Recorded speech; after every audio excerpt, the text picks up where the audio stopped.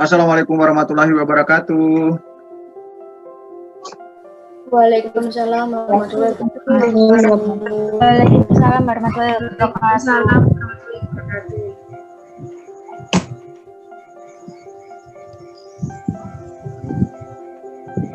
Baik, selamat malam teman-teman. Apa kabar? Baik, Pak. Baik, Pak. Baik, Pak. Baik, Pak. Baik, Pak.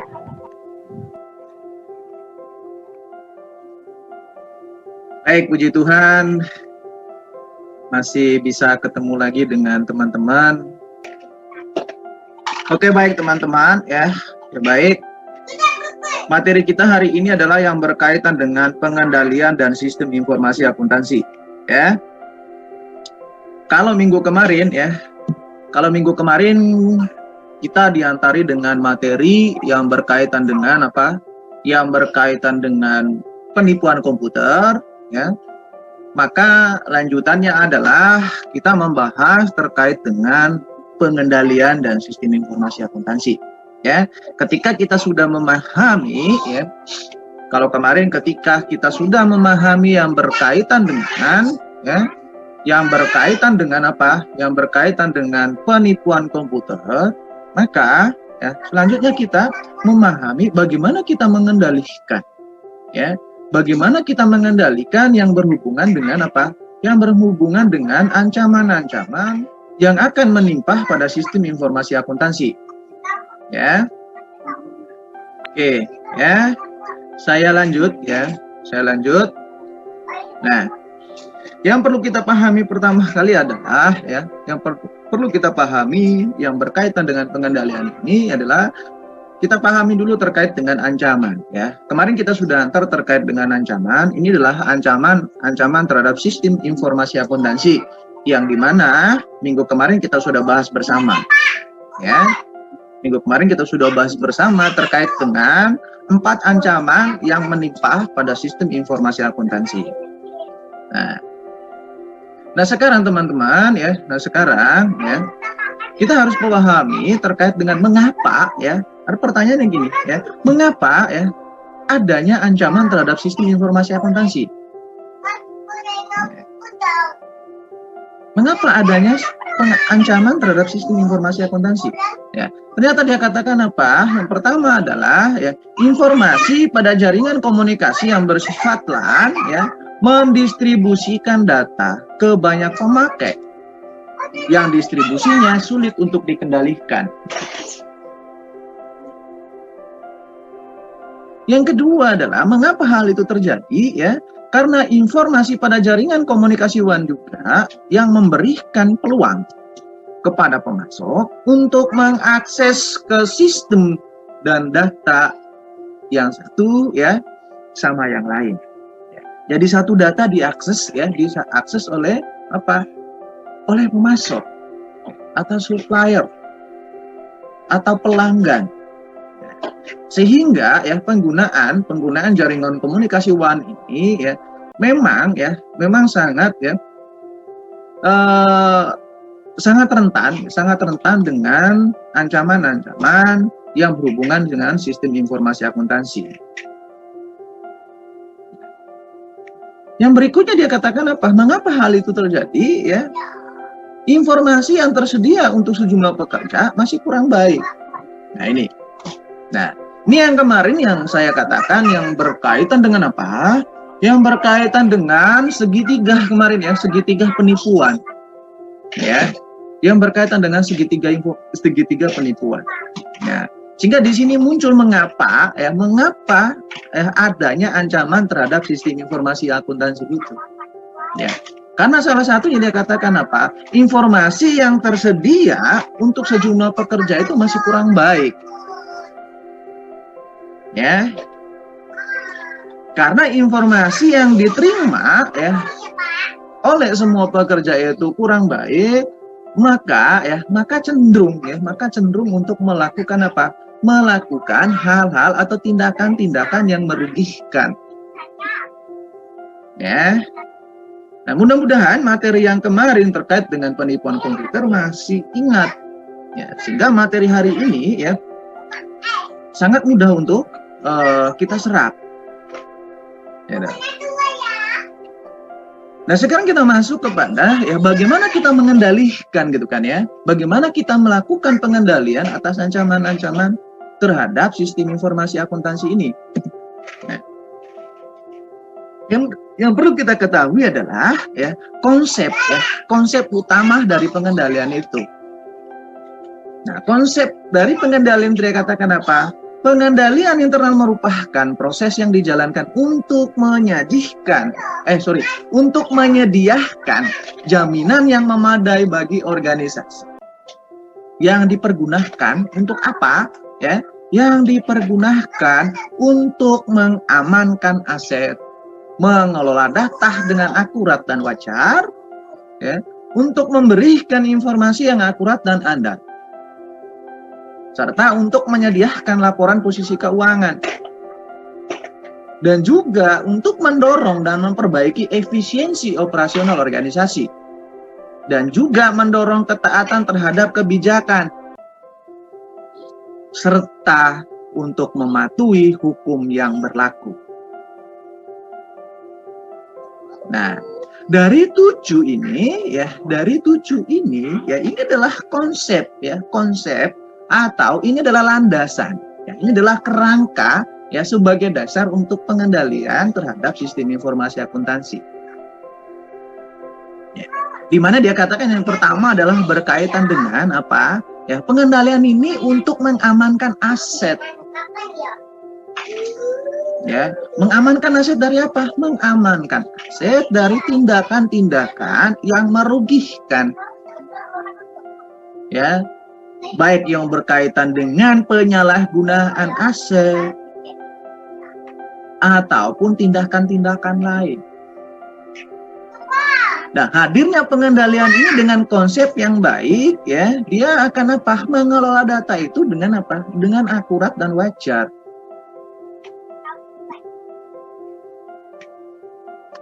Nah, jika kita sudah mengolahkan data dengan akurat dan wajar, yang sudah pasti akan memberikan informasi yang akurat. Jika informasinya akurat dan datanya akurat dan wajar, maka outputnya pun juga andal. Outputnya pun juga bisa dipertanggungjawabkan. Outputnya apa? Ya, output dari proses akuntansi atau proses sistem informasi akuntansi itu adalah berupa apa? Penyediaan laporan posisi keuangan.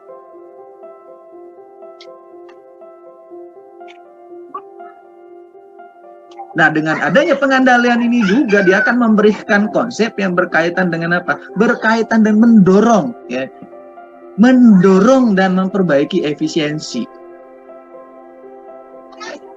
Ya.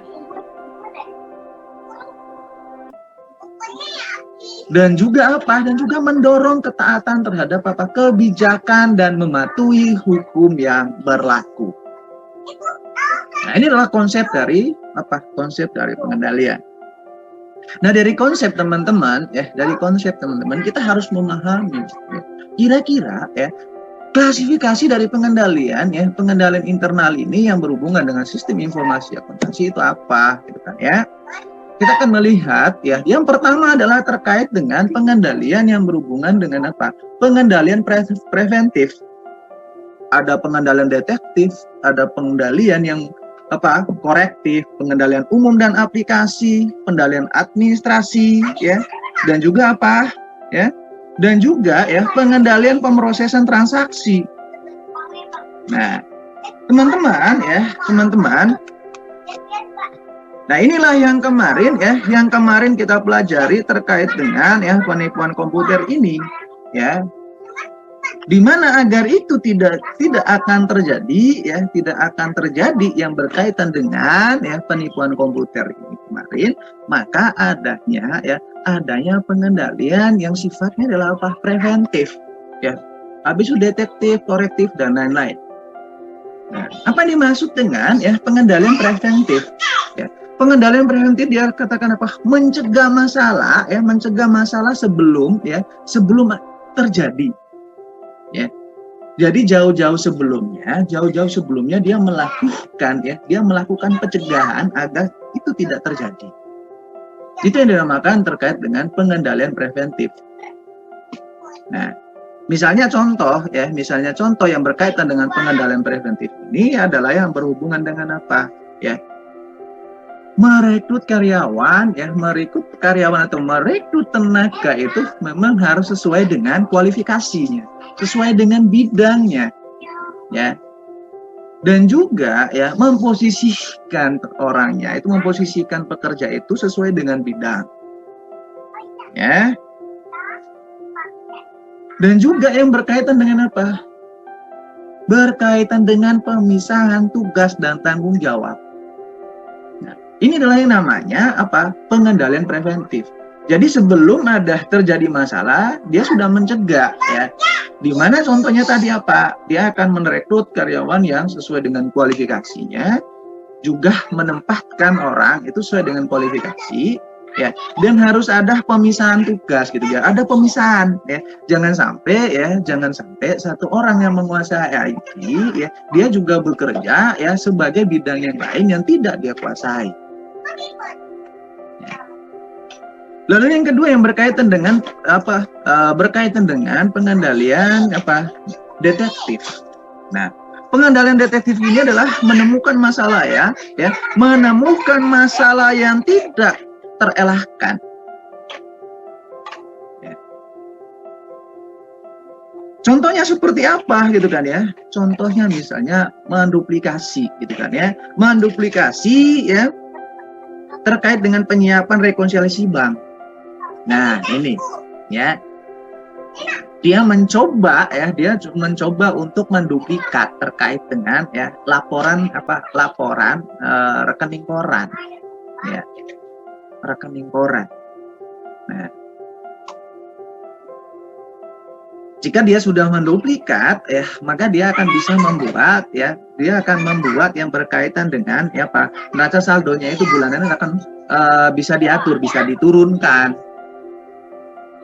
Ya, yang dimana sebetulnya itu saldo kasnya atau saldo banknya itu adalah misalnya sambil contoh saldo banknya 50 juta ya, karena dia coba untuk menduplikat ya, maka dia akan turunkan dari 50 jadi 40.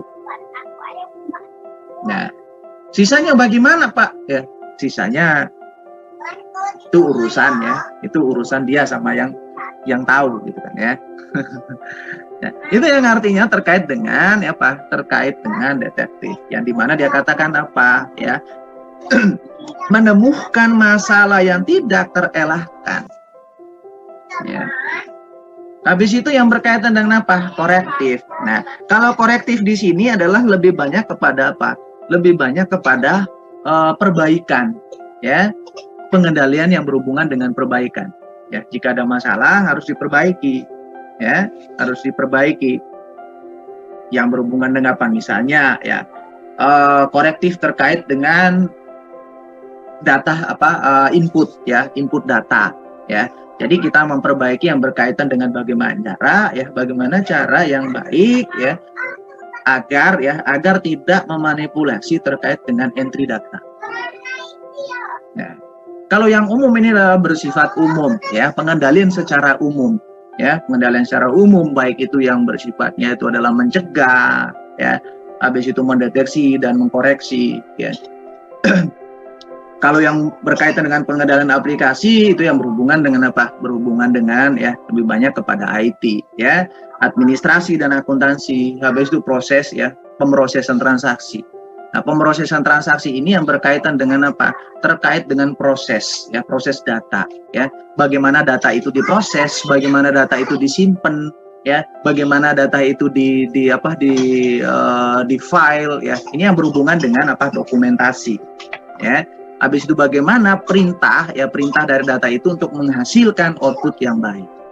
Nah, itu yang berhubungan dengan apa? Berhubungan dengan pemrosesan transaksi. Nah, namun teman-teman yang perlu saya bagikan lagi, yang umum digunakan oleh perusahaan ya, itu pengendalian yang dikeluarkan ya oleh COSO.